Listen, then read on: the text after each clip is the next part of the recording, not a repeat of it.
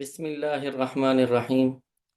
آپ دیکھ رہے ہیں اردو شاعری کے مختلف رنگ، ایک ایسا سلسلہ جہاں لفظ، لہجہ اور معنی ایک ساتھ بولتے ہیں، ایک ایسا سفر جہاں لفظ، لہجہ اور معنی مل کر ایک نیا جہاں آباد کرتے ہیں۔ یہ ایک ایسا سلسلہ ہے جس میں ہم اردو شاعری کے خوبصورت چہروں سے ملیں گے، دور قدیم، دور متوسط اور جدید دور کے مختلف رنگوں اور مختلف انداز کے حامل شاعروں کے کلام سے نہ صرف لطف اندوز ہوں گے بلکہ ان کے کلام کے ذریعے اپنے تلفظ کی اصلاح کرنے کے ساتھ ساتھ اسے بہتر انداز سے پڑھنے اور سمجھنے کی کوشش بھی کریں گے۔ ہمیں امید ہے کہ یہ شعر خوانی ان شعراء کے لہجے اور جذبے کو محسوس کرنے کا ذریعہ بنے گی۔ یہاں یہ بات بھی قابل ذکر ہے کہ ہم درست متن کو پیش کرنے کے لیے مختلف کلیات، شاعر کے دیوان اور دیگر مستند کتابوں کا سہارا لیتے ہیں۔ اس لیے دعوے سے کہا جا سکتا ہے کہ یہاں کسی بھی نظم یا غزل کی مستند ترین اور صحیح ترین صورت آپ کے سامنے پیش کی جا رہی ہے۔ آئیے آج کے شاعر اور ان کی تخلیق کی روشنی میں اردو زبان کے دلکش رنگ اور منفرد خوشبو کو محسوس کرتے ہیں، کیونکہ یہی وہ زبان ہے جس کا بولنے والا صرف بات نہیں کرتا بلکہ ہواؤں میں خوشبو بکھیر دیتا ہے۔ جیسے احمد وسیع صاحب نے کہا ہے، وہ کرے بات تو ہر لفظ سے خوشبو آئے، ایسی بولی وہی بولے جسے اردو آئے۔ آج ہم نے جس صنف کا انتخاب کیا ہے وہ ہے نظم۔ نظم شاعری کی وہ قسم ہے جس میں شاعر تسلسل کے ساتھ ایک خیال کو پیش کرتے ہیں، اسی لیے اس کا مرکزی خیال اور مخصوص موضوع بھی ہوتا ہے اور عنوان بھی۔ نبی کریم صلی اللہ علیہ وسلم کا ارشاد مبارک ہے، اے لوگو، دشمن سے جنگ کی آرزو نہ کرو اور اللہ سے عافیت مانگتے رہو۔ اگر تمہارا دشمن سے سامنا ہو ہی جائے تو صبر کرو اور خوب سمجھ لو کہ بے شک جنت تلواروں کے سائے میں ہے۔ اس حدیث میں دو باتوں کا ذکر ہے۔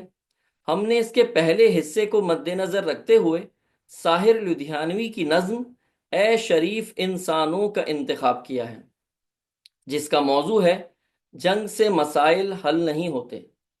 نظم کا آغاز کرتے ہیں، خون اپنا ہو یا پرایا ہو، نسل آدم کا خون ہے آخر، جنگ مشرق میں ہو کہ مغرب میں، امن عالم کا خون ہے آخر۔ بم گھروں پر گریں کہ سرحد پر، روح تعمیر زخم کھاتی ہے، کھیت اپنے جلیں کہ اوروں کے، زیست فاقوں سے تل ملاتی ہے، ٹینک آگے بڑھیں کہ پیچھے ہٹیں، کوکھ دھرتی کی بانجھ ہوتی ہے، فتح کا جشن ہو کہ ہار کا سوگ، زندگی میتوں پہ روتی ہے۔ جنگ تو خود ہی ایک مسئلہ ہے، جنگ کیا مسئلوں کا حل دے گی، جنگ تو خود ہی ایک مسئلہ ہے، جنگ کیا مسئلوں کا حل دے گی، آگ اور خون آج بخشے گی، بھوک اور احتیاج کل دے گی۔ اس لیے اے شریف انسانوں، جنگ ٹلتی رہے تو بہتر ہے، آپ اور ہم سبھی کے آنگن میں شمع جلتی رہے تو بہتر ہے۔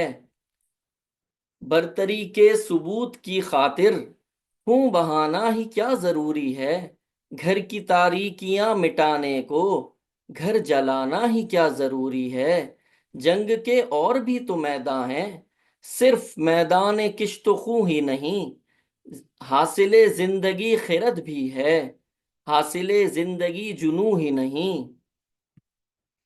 آؤ اس تیرہ بخت دنیا میں فکر کی روشنی کو عام کریں، امن کو جن سے تقویت پہنچے ایسی جنگوں کا اہتمام کریں، جنگ وحشت سے بربریت سے، امن تہذیب و ارتقاء کے لیے، جنگ مرگ آفریں سیاست سے، امن انسان کی بقا کے لیے،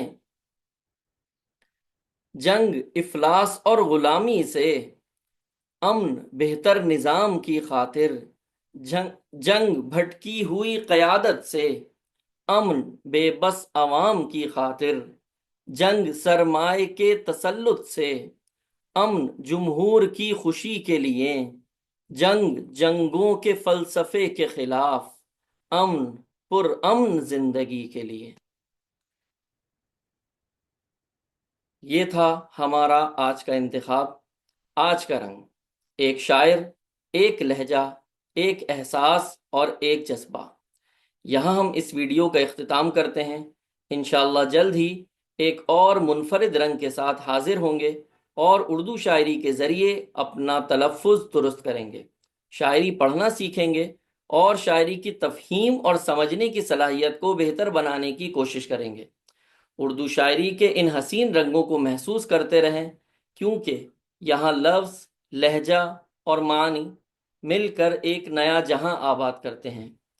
خادم اردو معلی سین میم عثمان کو اجازت دیجیے، اپنے ذوق کو زندہ رکھیے اور معیاری شاعری سن کر پڑھنے کا سلیقہ سیکھتے رہیے۔ اپنا خیال رکھیے گا۔ السلام علیکم ورحمۃ اللہ وبرکاتہ۔